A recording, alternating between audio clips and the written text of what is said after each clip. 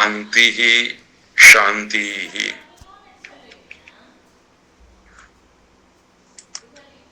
भारतीय ज्ञान परंपरा के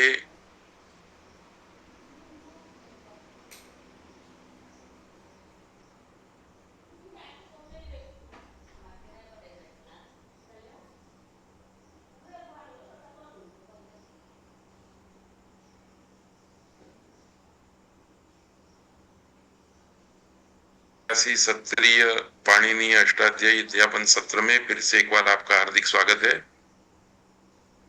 यह कार्यक्रम महर्षि वेद विज्ञान एकेडमी अहमदाबाद के उपक्रम से चल रहा है और गुजराती भाषा तथा प्राच्य विद्या के सुप्रसिद्ध विद्वान स्वर्गीय प्रोफेसर भोगीलाल सांडेश्वरा की स्मृति में उनके परिवारजनों के द्वारा प्रायोजित है। आज 1 जुलाई 2025 मंगलवार का दिन है और यह 69वां सत्र आपकी सेवा में प्रस्तुत है।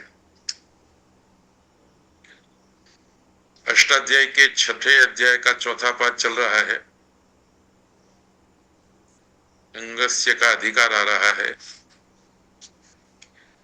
हमने इस अध्यापन सत्र के प्रारंभ में भी और बीच बीच में जो एक बार अनेक बार कही है उसका फिर से एक बार पुनरुच्चारण करते हैं कि जब भी हम रूप सिद्धि की प्रक्रिया करने के लिए बैठते हैं तो हमारे 4 चरण हैं।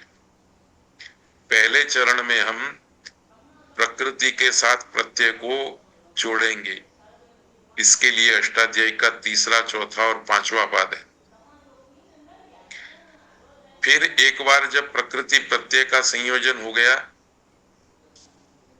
तो प्रत्यय भाग में परिवर्तन के लिए दूसरा चरण होगा और तीसरे चरण में प्रकृति भाग में परिवर्तन के लिए अपेक्षित कार्य करने का तीसरा चरण होगा। ये तीसरा चरण ही एक रूप से अंगाधिकार प्रकरण का उपक्रम है, अर्थात 6ठे अध्याय का चौथा पाद और पूरा 7वां अध्याय।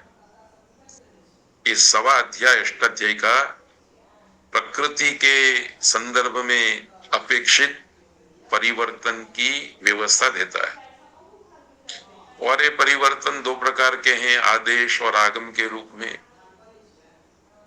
तो इसी परंपरा में आज हम सर्वनाम स्थाने चा संबुद्धौ इस सूत्र से पाठ का प्रारंभ करते हैं।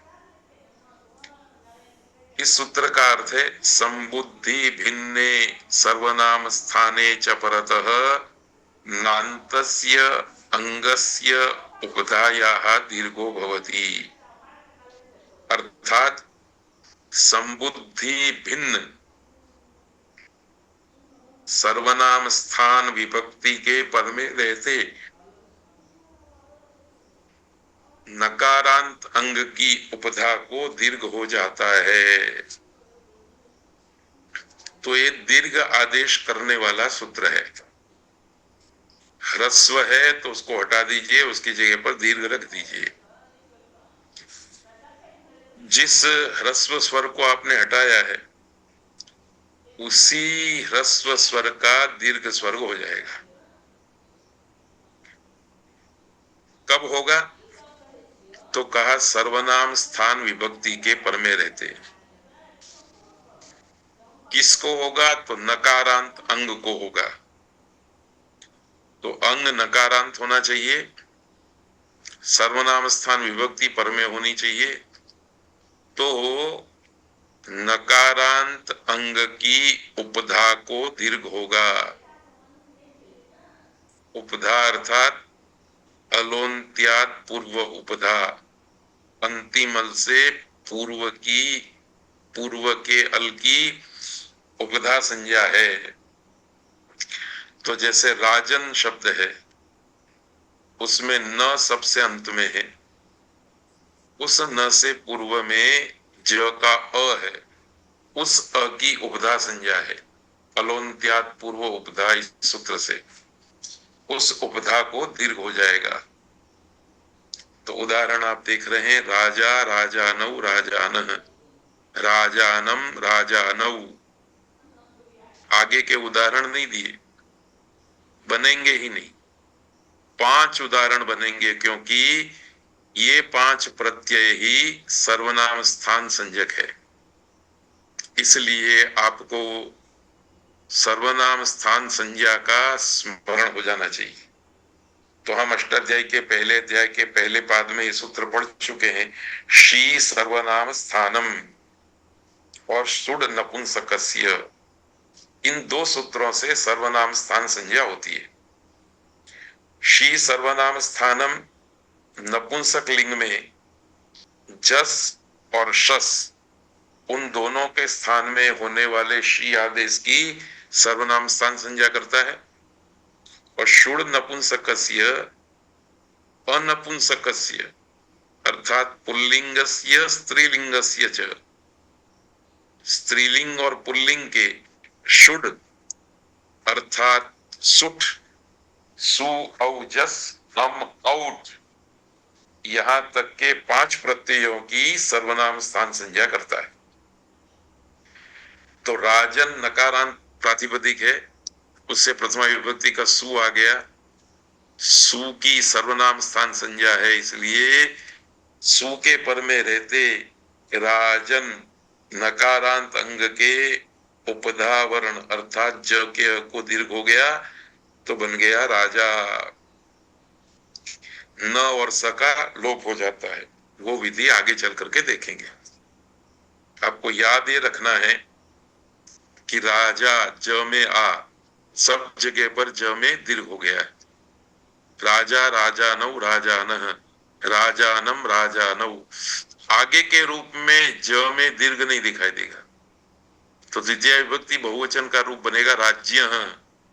तृतीय विभक्ति एकवचन में राज्या, राजभ्याम, राजभीहि, राजाभ्याम, राजा भी ही, ऐसा रूप नहीं बनता, क्योंकि इस सूत्र से उपधा वर्ण को दीर्घ सर्वनाम स्थान प्रत्यय के पर में रहते ही होता है। इसलिए सर्वनाम स्थान संज्ञक प्रत्ययों का एक सूची हमारे दिमाग में स्पष्ट होना चाहिए। पुल्लिंग में सु औजस अम औट, स्त्रीलिंग में सु औजस अम औट, नपुंसक लिंग में प्रथमा बहुवचन और द्वितीय बहुवचन, इन प्रत्ययों की सर्वनाम स्थान संज्ञा है। नकारांत अंग के बाद ये होंगे तो दीर्घ हो जाएगा उपधा को। तो स्त्रीलिंग में तो नकारांत कोई पद होता नहीं प्रायः, क्योंकि नकारांत पद में भी ई जुड़ जाता है।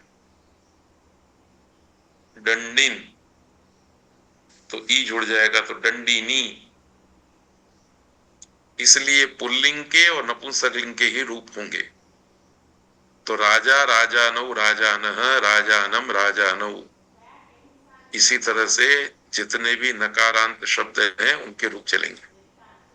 सामन ये नपुंसक लिंग का शब्द है, उसका प्रथमा बहुवचन और द्वितीय बहुवचन सामानी। याद रखने की बात है कि संबोधन में भी सु और जस विभक्ति होती है, प्रथमा विभक्ति होती है, पर उसकी सर्वनाम स्थान संज्ञा नहीं है। अतः उसकी भी सर्वनाम स्थान संज्ञा है, पर इस सूत्र में असंबुद्धौ ऐसा कहा है।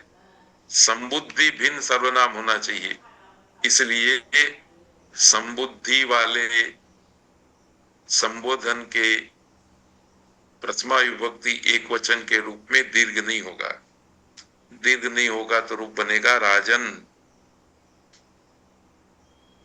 द्वितीय और द्विवचन और बहुवचन में दीर्घ हो जाएगा, पर एक वचन में दीर्घ नहीं होगा। तो हे राजन,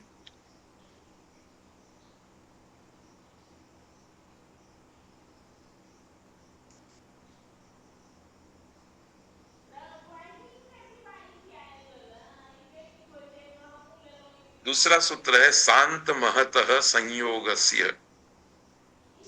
इस सूत्र का अर्थ है सकारांतस्य संयोगस्य महतश्च यह नकारः तस्य उपधायाः दीर्घः भवति असंबुद्धौ सर्वनाम स्थाने परतः। सकारांत संयोग का और महत शब्द का जो नकार, उसकी उपधा को भी दीर्घ हो जाता है संबुद्धि भिन्न सर्वनाम स्थान विभक्ति के पर में रहते। तो सकारांत पद, सकारांत शब्द में श्रेयस, पयस, यशस ये शब्द है। तो श्रेयस पुल्लिंग में 5 प्रत्ययों की सर्वनाम स्थान संज्ञा होने से उपधा को दीर्घ हो जाएगा। श्रेयान, श्रेयांसौ, श्रेयांसः, श्रेयांसम, श्रेयांसौ, श्रेयः। इस तरह से इसके रूप चलेंगे। और श्रेय शब्द जब नपुंसकलिंग में चला जाएगा तो श्रेयः, श्रेयसी, श्रेयांसी, बहुवचन में श्रेयांसी, य में दीर्घ देख रहे हो। पयः, पयसी, पयांसी, यशः, यशसी, यशांसी। तो सकारांत पदों में पुल्लिंग होने पर 5 प्रत्ययों में उपधा को दीर्घ हो जाएगा और नपुंसकलिंग में प्रथमा और द्वितीया के बहुवचन में दीर्घ हो जाएगा। दूसरा महत शब्द भी रखा है, पर महत शब्द जब नकारांत बनेगा तब उपधा को दीर्घ होगा। तो महान, महांतौ, महांतः। महत शब्द पुल्लिंग का है, इसलिए 5 रूप उपधा दीर्घ वाले बनेंगे। महान, महांतौ, महांतः, महांतम, महांतौ, महतः। द्वितीय विभक्ति बहुवचन में रूप। महता, महद्भ्याम, महद्भिः, महते, महद्भ्याम, महद्भ्यः। आगे के सब रूपों के अंदर ह ही रहेगा, कहीं पर भी हा नहीं आएगा। केवल प्रथमा विभक्ति के एक वचन, द्विवचन, बहुवचन के रूप और द्वितीय विभक्ति एक वचन, द्विवचन के रूप, 5 रूपों में ह में दीर्घ दिखाई देगा। ये शांत महत संयोग से सूत्र से किया हुआ विधि है। तो आप इन सूत्रों को ध्यान पूर्वक पढ़ेंगे तो सुबंत रूपावली एकदम स्पष्ट हो जाएगी। कहाँ हमें कौन सा रूप बनाना है वो आ जाएगा। इसी तरह से हम आगे भी एक सूत्र पढ़ते हैं। अप त्रिंत्रिच, स्वस्त्री, नप्त्री, नेष्ट्री, त्वष्ट्री, तत्री, होत्री, पोत्री, प्रशास्त्रीणाम। ये सूत्र बहुत सारे रूपों की सिद्धि के लिए बनाया गया है। इसमें शर्त और विधि एक ही है। संबुद्धि भिन्न सर्वनाम स्थान प्रत्यय पर में होना चाहिए और दीर्घ होता है उपधा को।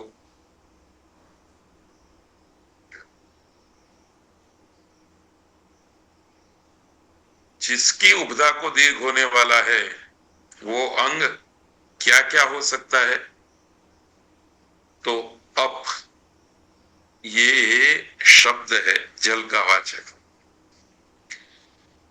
त्रिन प्रत्यय है, ये भी त्रिच होना चाहिए था। त्रिच भी प्रत्यय है।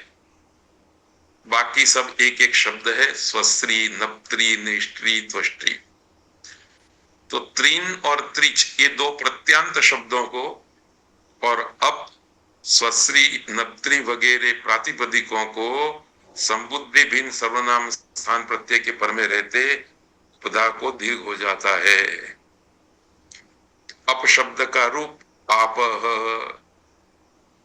अब देखिए, एक बात याद रखनी है कि अपशब्द संस्कृत में नित्य बहुवचनांत है, इसलिए इसके बहुवचन के ही सात विभक्ति के सात रूप बनेंगे, एक वचन और द्विवचन के रूप नहीं बनते हैं। तो 5 प्रत्ययों में उपधा में दीर्घ करना था, तो प्रथमा बहुवचन में ही ये विधि लागू होगा। तो आपह, द्वितीय विभक्ति बहुवचन के रूप में दीर्घ नहीं होने वाला है, इसलिए रूप बनेगा अपह।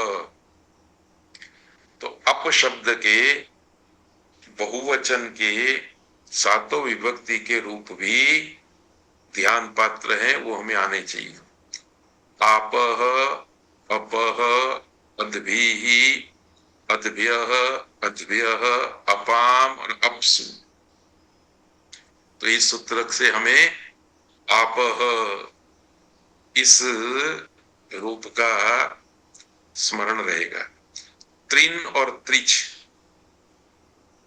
ये भी प्रसिद्ध प्रत्यय हैं और हर धातु से लगते हैं। क्री धातु से लगा तो कर्त्री शब्द बना, उसमें भी संबुद्धि भिन्न सर्वनाम स्थान 5 प्रत्ययों के पर में रहते उपधा को दीर्घ हो जाएगा। तो कर्ता, कर्तारौ, कर्तारः, कर्तारम, कर्तारौ, कर्त्रीन, ता 5 जगह पर दिखाई देगा और बाकी सब जगह पर ता का अस्तित्व नहीं रहेगा। कर्त्रीन, कर्त्रा, कर्तृभ्याम, कर्तृभिः, कर्त्रे, कर्तृभ्याम, कर्तृभ्यः, इस तरह से। त्रिन और त्रिच प्रत्यय में कोई फर्क नहीं है, केवल न और च का फर्क है, इसका प्रभाव स्वर पर पड़ता है, तो वो कोई ज्यादा ध्यान देने की बात नहीं है। स्वश्री शब्द में भी स्वसा, स्वसारो, मैंने यहां 2 रूप दिए हैं, पर आपको याद रखना है कि 5 रूप बनेंगे, 2 ये और 3 और। प्रथमा विभक्ति एक वचन, प्रथमा विभक्ति द्विवचन, प्रथमा विभक्ति बहुवचन, द्वितीय एक वचन, द्वितीय द्विवचन, वहां तक सब जगह पर दीर्घ दिखाई देगा। स्वसा, स्वसारौ, स्वसारः, स्वसारम, स्वसारौ, स्वश्री ही, इस तरह से रूप बनेंगे। तो ये आपको याद रखना है, होता, होता रहो, होता रह।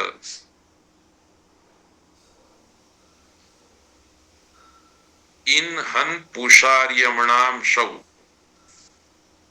एक और सूत्र भी देखते हैं, इसमें इन हन पूषण अर्यमन, इन अंगों के उपधा के वर्ण को दीर्घ हो जाता है। शौ के पर में रहते, शी के पर में रहते। शी यह प्रत्यय नपुंसक लिंग में आने वाले प्रथमा बहुवचन जस और द्वितीय बहुवचन शस उसके स्थान में होता है। 7वें अध्याय के पहले पाद में ये आदेश करने वाले सूत्रों को हम पढ़ेंगे। उस शी के पर में रहते, अर्थात जिस शव के पर में रहते, जिस शी के पर में रहते ये सूत्र दीर्घ करता है, वह शी हमको नपुंसक लिंग में ही दिखाई देगा। तो बहुदंडिनी, बहुछत्रिणी, वृत्र, बहुवृत्रहाणी, बहुभ्रीणहाणी, तो त्रि हा, डी हा, इस सब जगह पर दीर्घ हो गया है।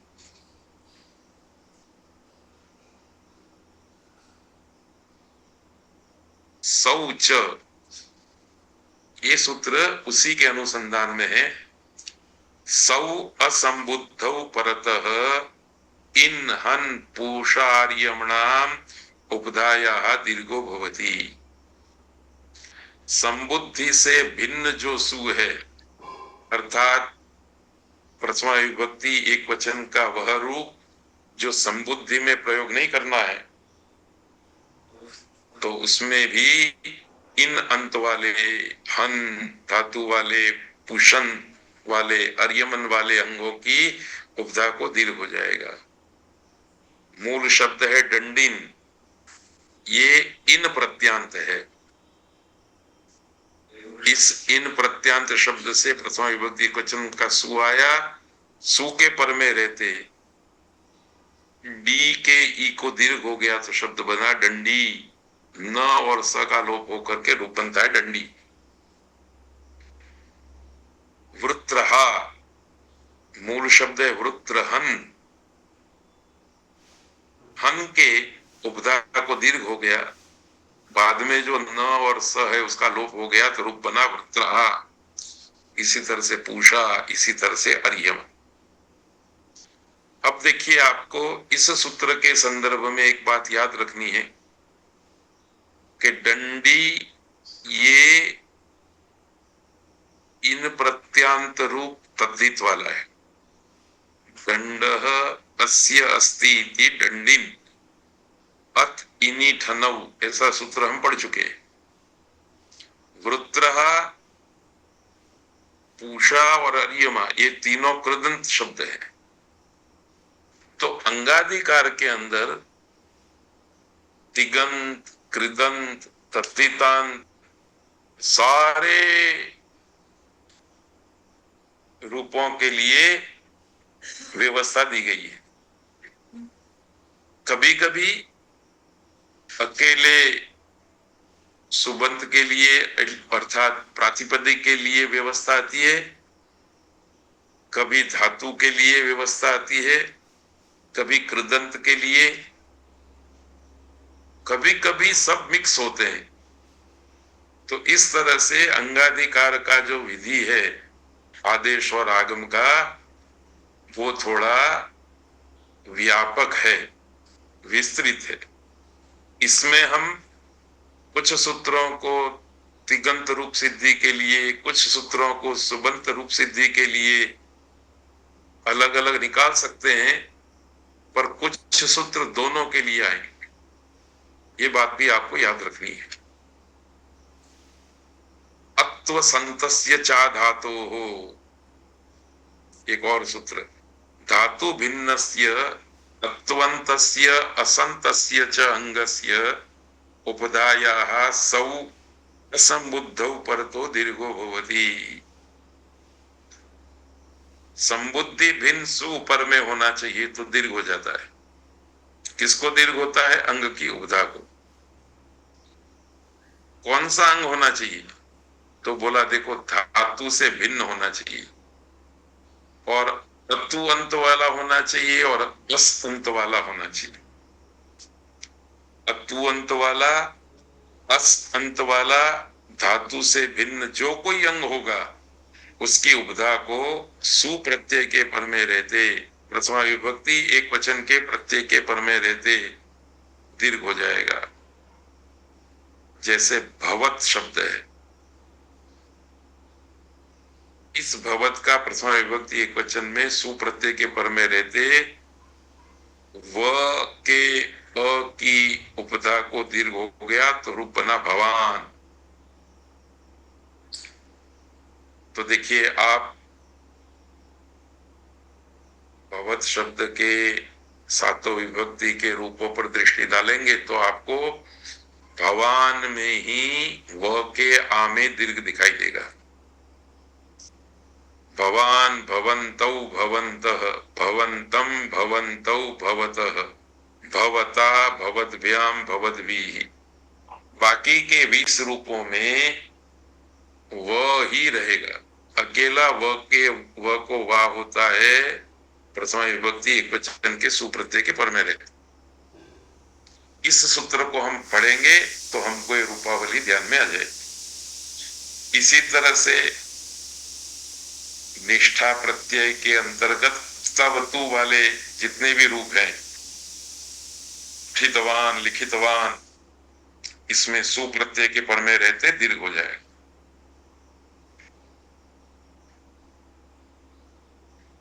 क्योंकि वतु प्रत्यांत अंग है, कृत वतु अंग है। मतु तद्धित का प्रत्यय, गोमान, यवमान, बुद्धिमान। और अस प्रत्यांत, सॉरी, अस अंत वाले प्रातिपदिक सुपयस, सुयशस, सुतपस, उन सब में भी उपदा को दीर्घ हो जाएगा। सुपयाहा,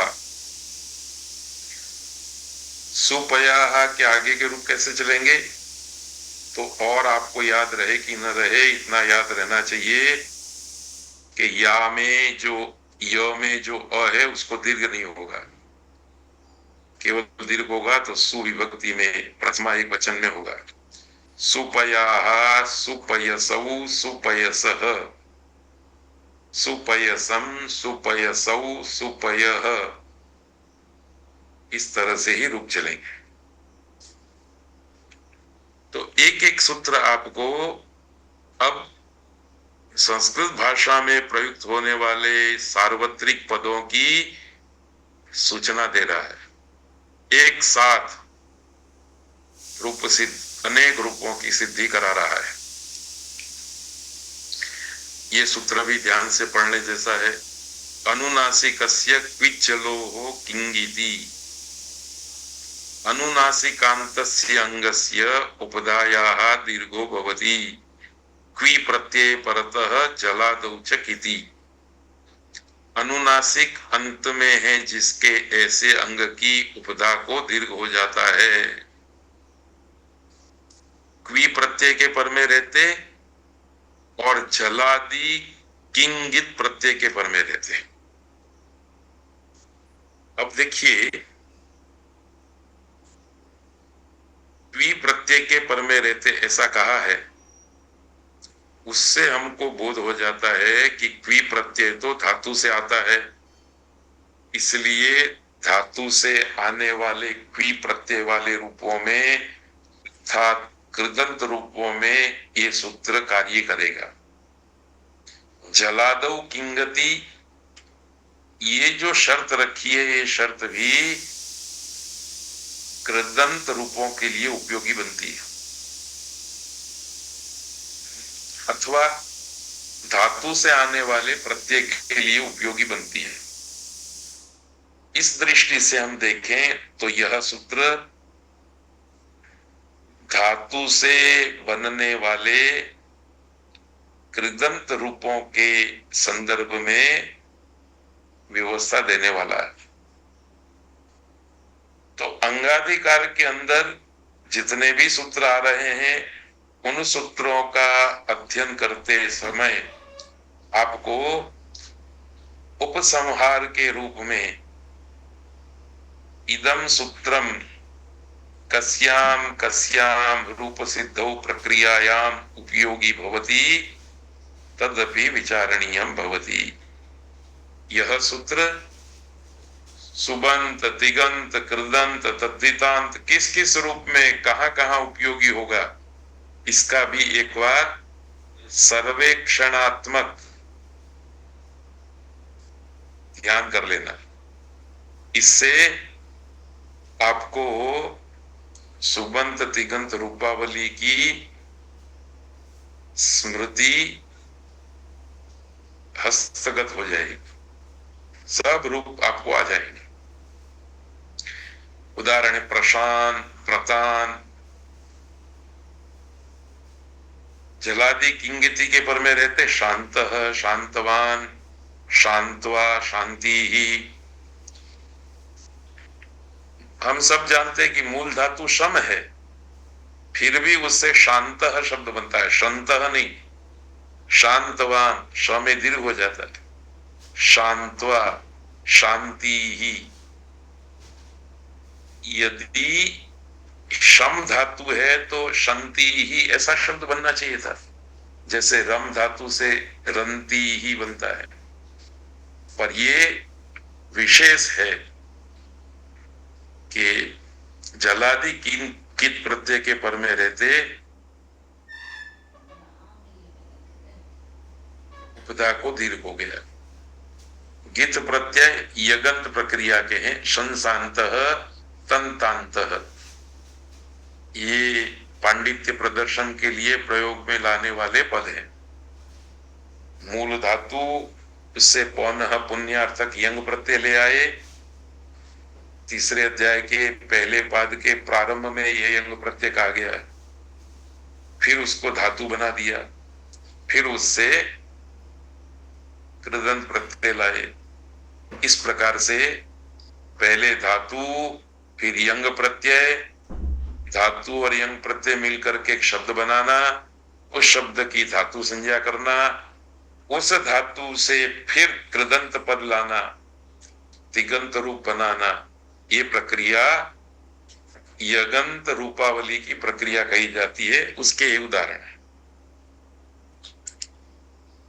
अजहन गमाम सनी, ये सूत्र भी सनंत रूपावली के लिए याद रखने जैसा है। अजंतानाम अंगानाम हनिगम्योश्च जलादौ सनी परतो दीर्घो भवति। अजंतंग हो और हन और गम अंग हो तो जलादि सन परे रहते दीर्घ होता है। सन प्रत्यय धातु से आता है और यहां कह रहे हैं जलादि सन के पर में रहते, तो स्वाभाविक है कि यह सूत्र धातु से बनने वाले पदों के संदर्भ में ही उपयोगी रहेगा। प्रातिपदिक से आने वाले प्रत्यय के संदर्भ में इस सूत्र का कोई मतलब नहीं है। जैसे कि मैंने कहा, अंगस्य के अधिकार के नीचे जिस भी सूत्र को हम पढ़ें, उस सूत्र के पढ़ने के समय में उपसंहार के रूप में इस बात को फिर से याद कर लेना है कि ये सूत्र सुबंध प्रक्रिया में लागू होने वाला है, तिगंत में लागू होने वाला है। अजंत धातुओं से सन प्रत्यय आ गया, सन प्रत्यय के पर में रहते दीर्घ हो गया, तो रूप बना चिची शती, तुष्टु सती, चिकीर शती, चिहिर शती। रूप सिद्धि की लंबी प्रक्रिया नहीं देखनी है, पर धातु पाठ में ची ह्रस्व धातु है, पर सन प्रत्यय के आने के बाद सन प्रत्यय के पर में रहते अजंत अंग को दीर्घ हो गया, इसलिए ये दीर्घ है।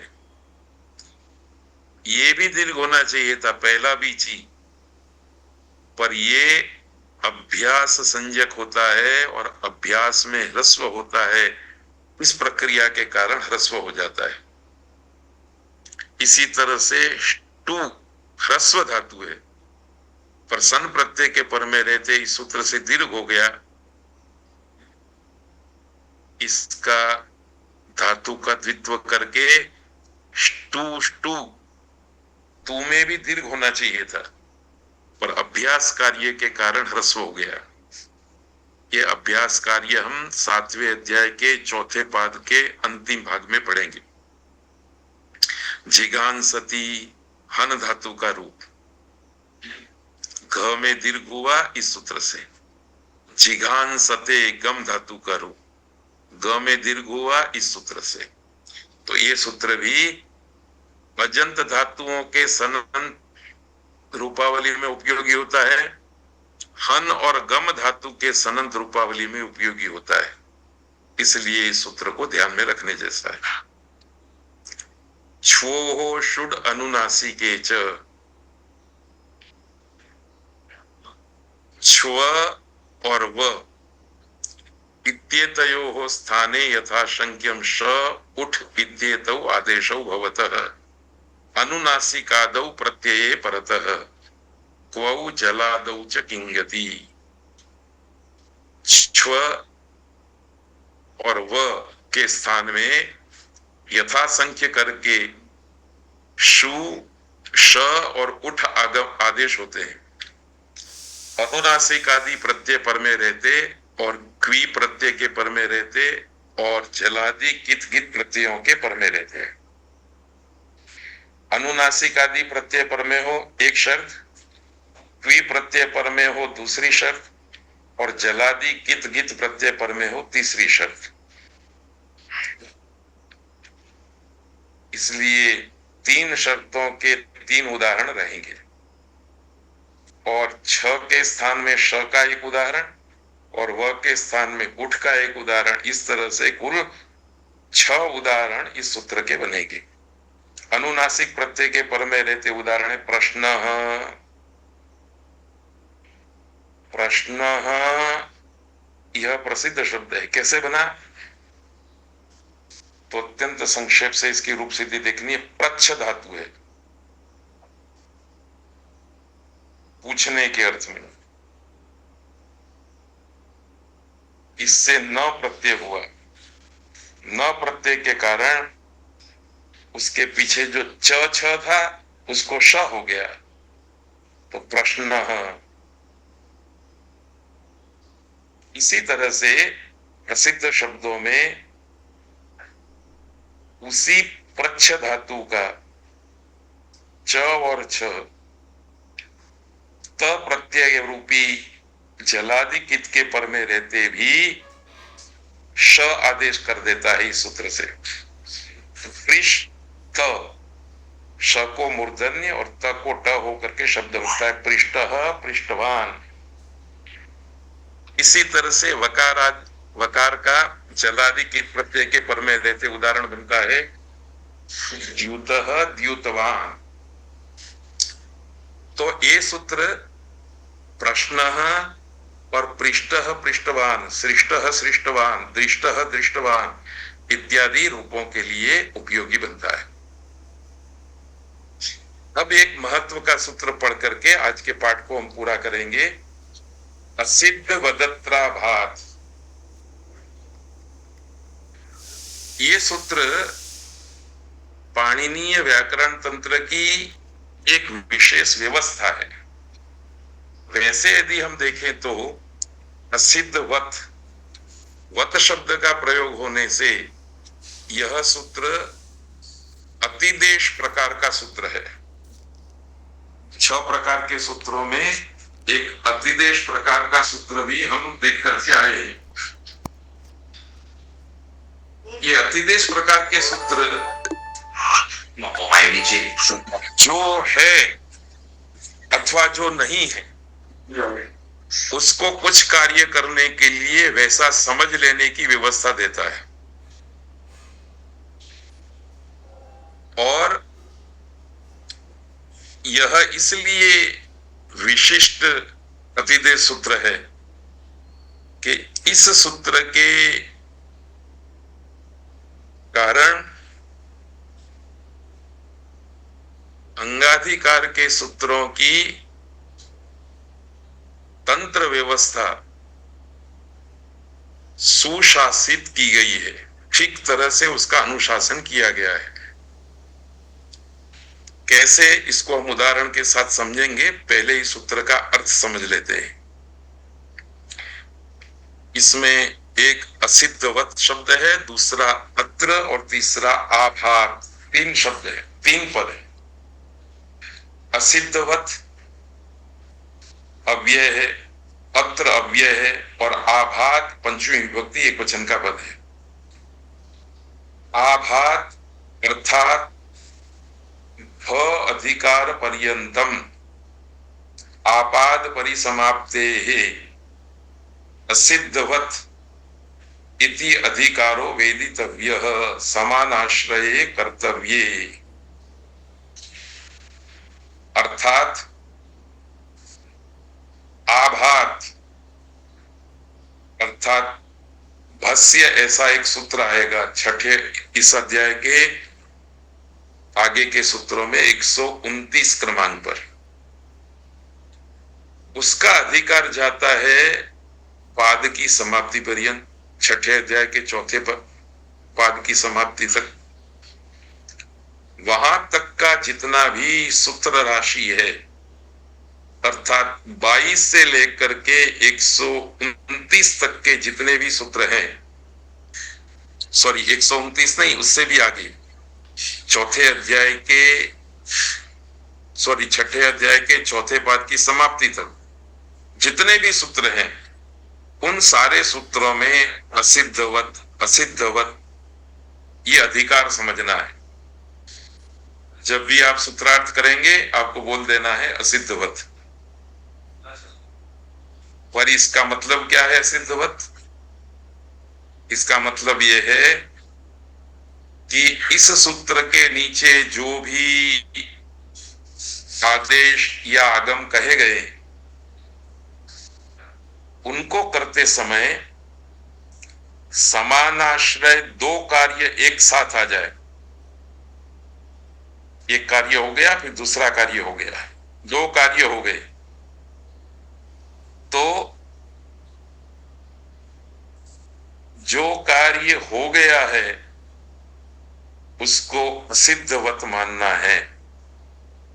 मानो कि वो नहीं हुआ ऐसा समझ करके व्यवहार करना है। शर्त यह है कि दोनों कार्य समान आश्रय वाले होने चाहिए। आश्रय का मतलब निमित्त है। यहां जिस निमित्त को मान करके पहला कार्य हुआ था उसी निमित्त को मान करके दूसरा कार्य हो गया हो तो दूसरे कार्य के संदर्भ में पहला कार्य मानो कि नहीं हुआ है ऐसा समझ करके चलना है। इसको हम उदाहरण से समझने का प्रयत्न करेंगे। उससे पहले दो तीन बातें याद कर लेते हैं। यहां सूत्र में जो अत्र शब्द रखा है वो समानाश्रयत्व अर्थ को बताने के लिए रखा गया है। समानाश्रय का अर्थ क्या है? समान अर्थात एक ही, आश्रय अर्थात निमित्त है जिसका, वह कार्य समान आश्रय कहा जाता है। जैसे त प्रत्यय है, त, उस त प्रत्यय को मान करके गुण का निषेध हो गया और उसी त प्रत्यय को मान करके संप्रसारण हो गया। तो संप्रसारण का कार्य और गुण का कार्य दोनों कार्य समान आश्रय कहलाए जाएंगे क्योंकि दोनों कार्य त के कारण हुए। इसी तरह से किसी एक को निमित्त मान करके दो कार्य हुए हों तो वो समान आश्रय कार्य कहे जाएंगे। ऐसे समान आश्रय कार्य के संदर्भ में यह सूत्र असिद्धवत की व्यवस्था करता है। जहां समान आश्रयता नहीं होगी अर्थात एक विधि अमुक को निमित्त मान करके हो रहा है, दूसरा विधि अमुक को निमित्त मान करके हो रहा है, दो विधियों का, तीन विधियों का निमित्त अलग अलग है, तो वो समान आश्रय नहीं कहे जाएंगे। उदाहरण के रूप में एधी, शाधी ये दो रूप दिए गए।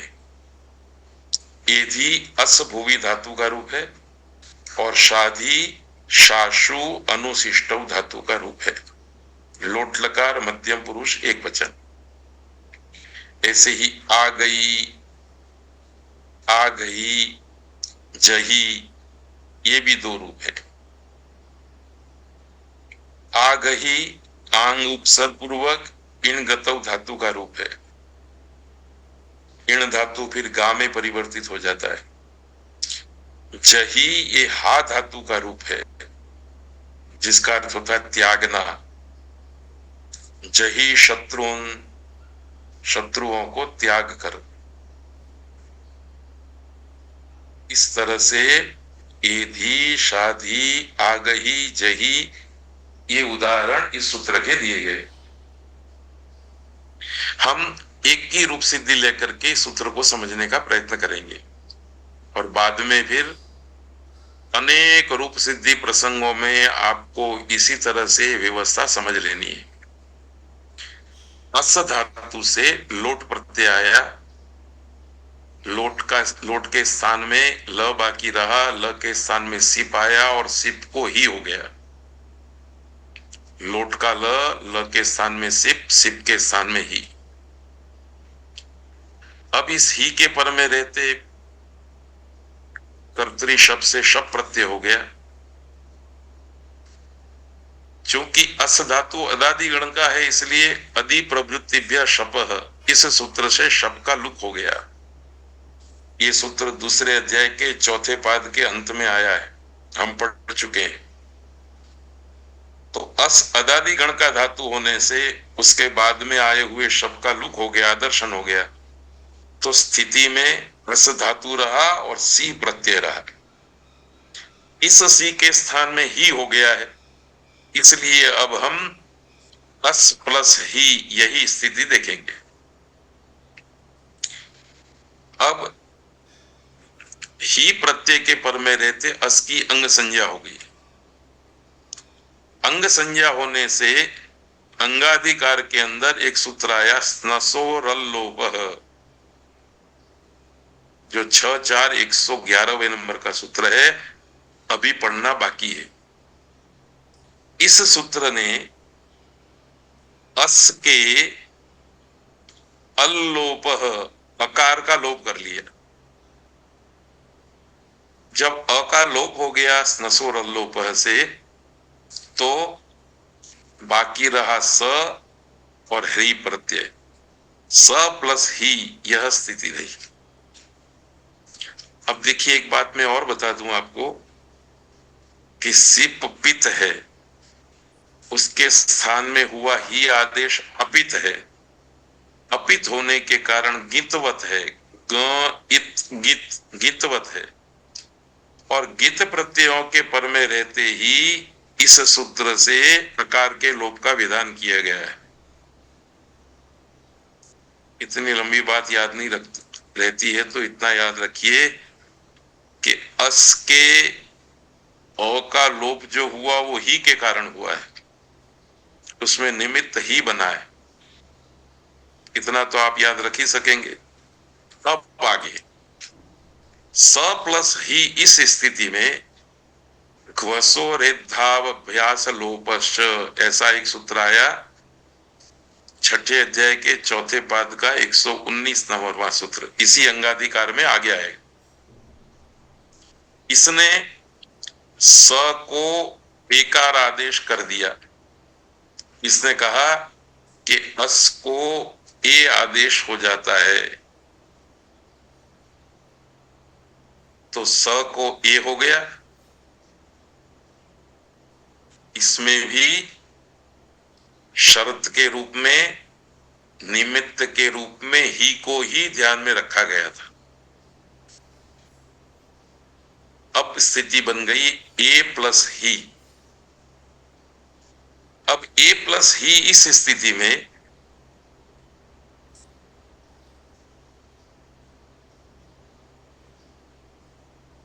ऊ जलभ्योर हेर धी ही, इस सूत्र से ही के स्थान में धी करना था, क्योंकि रूप बनाना है हमको ए धी।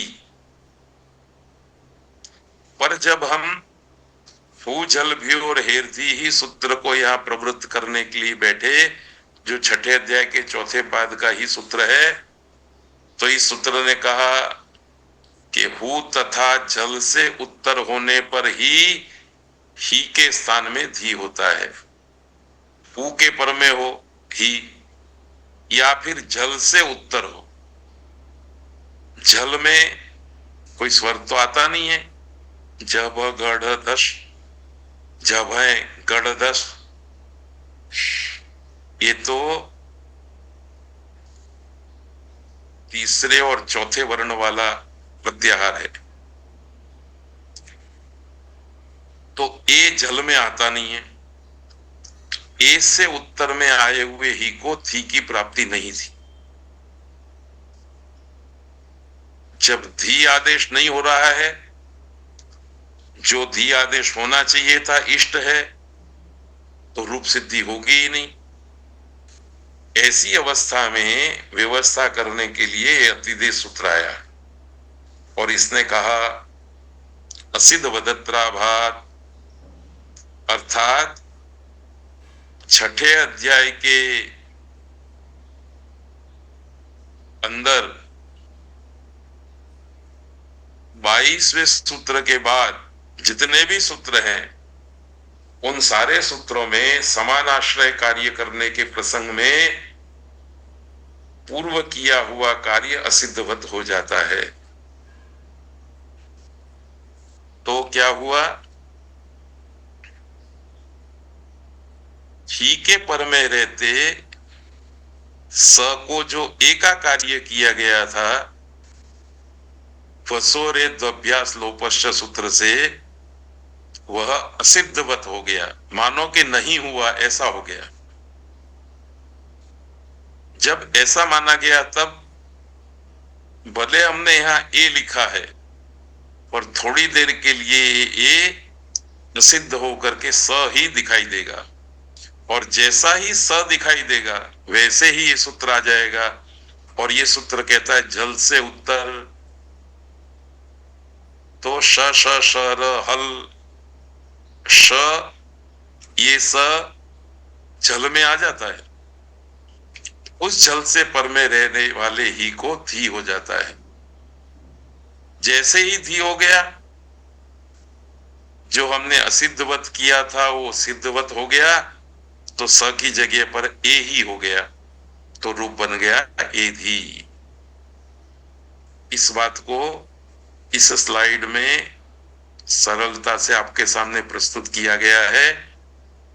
ये देखिए, स प्लस ही, इस स्थिति में घसोरेध्वभ्यास लोपश्च सूत्र से स को एकार आदेश हो करके ए ही, ऐसी स्थिति बनती है।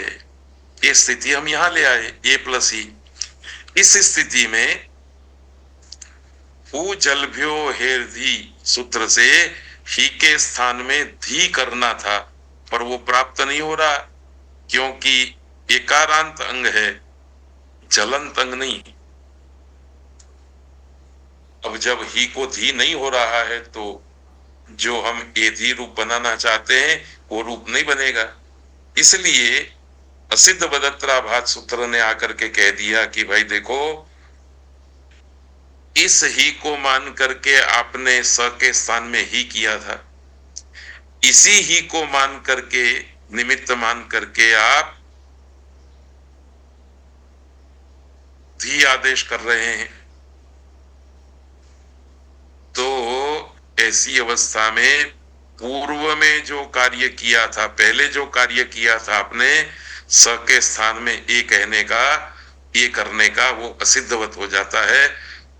भले आपने ए कर लिया पर उसको आप स ही समझना, तो उसको स समझा गया, स जल में आ जाता है, इसलिए जलंत अंग से उत्तर आए हुए ही के स्थान में धी हो करके रूप बन जाता है ए धी। इसे समझने के लिए इस प्रकार से हम योजना कर सकते हैं। देखिए, असिद्ध वदत्राभात, ये सूत्र है 6-4-22। 6-4-22 से लेकर के पूरा चौथा पाद में जितने भी सूत्र हैं उन सारे सूत्रों में आपको असिद्धवत असिद्धवत कहते जाना है। पर यह असिद्धवत की स्थिति कब आएगी? जब समान आश्रय कार्य की बात आएगी। एक को निमित्त मान करके एक कार्य करने की बात आएगी तो वहां कोई बात नहीं है, पर एक निमित्त को मान करके एक साथ दो कार्य किए हो तो वो समान आश्रय बनेंगे, और समान आश्रय में ये असिद्धवत व्यवस्था लागू हो जाएगी। तो 101 नंबर का सूत्र है हु जलभ्यो हेरधी स्नसोरल्लोपः। 6-4-111 नंबर का सूत्र है वसो रेद्वाभ्यास लोपश्च। 6-4-19 नंबर का सूत्र है हु जलभ्यो हेरधी। सूत्र कहता है ही को धी आदेश करो।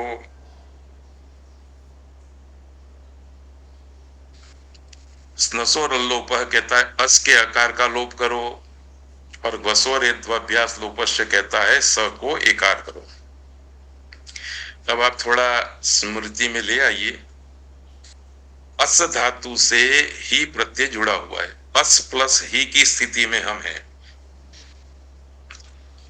तो ही को सीधा धी हो सकता था क्योंकि अस में स है, स जला दी है।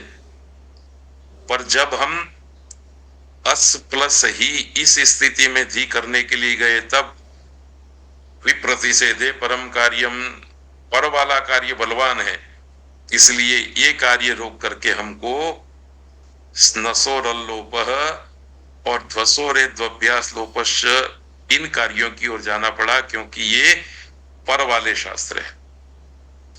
इस सूत्र ने भी कहा था कि अस के सकार का लोप कर दो, सॉरी अस के अकार का लोप कर दो। अस के अकार का लोप कर देते तो भी स बाकी रहता, और स बाकी रहता तो स के उत्तर ही को धी हो सकता था।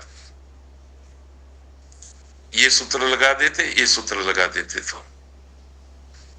पर 119 नंबर में एक पर सूत्र पड़ा है घ्वसोरे तो अभ्यास लोपश्च, ये कहता है अस के सकार को एकार कर दो। तो सबसे पहले हमको क्या करना पड़ेगा, अस के सकार को हमने ए कर दिया, बाद में रहा ही। अब इस ही के पर में रहते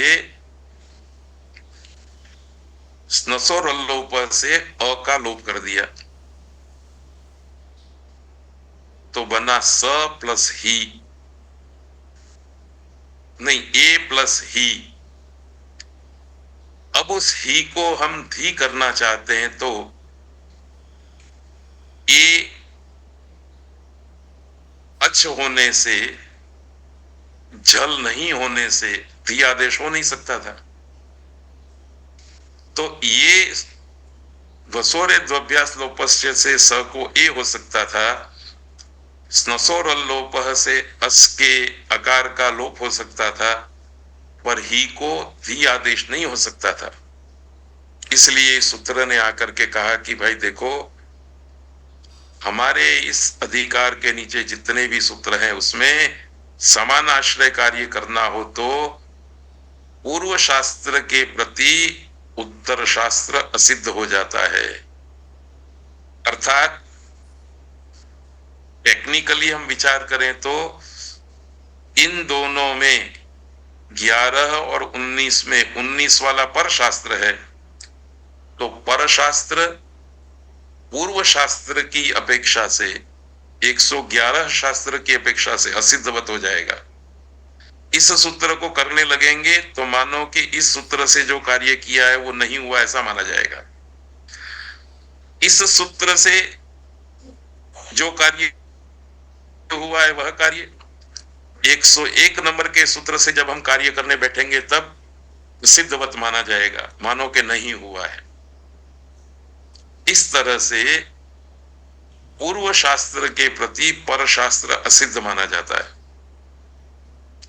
इस व्यवस्था के कारण हो जल व्योहेर्धि ही को धी आदेश करने में स्नसोरल्लोपः अस के अकार के लोप का जो आदेश था उसके प्रति वसोरे द्वभ्यास लोपश्च यह कार्य असिद्ध हो जाता है। तो वसोरे द्वभ्यास लोपश्च से किया हुआ ए असिद्ध हो गया, स के स्थान में किया हुआ एकार असिद्ध हो गया, तो स दिखाई देने लगा। स दिखाई देने लगा तो ही के स्थान में धी आदेश हो गया और रूप बन गया ए धी। तो सार रूप से कहना है तो क्या कहेंगे आपको,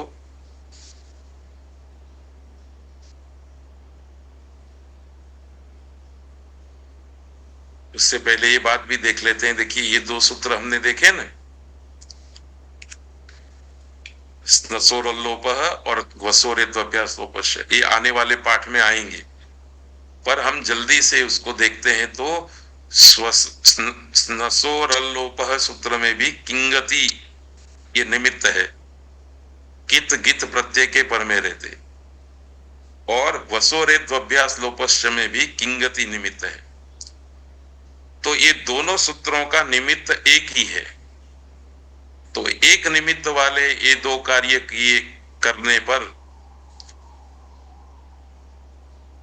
शास्त्र के प्रति पूर्व शास्त्र सिद्ध हो जाता है।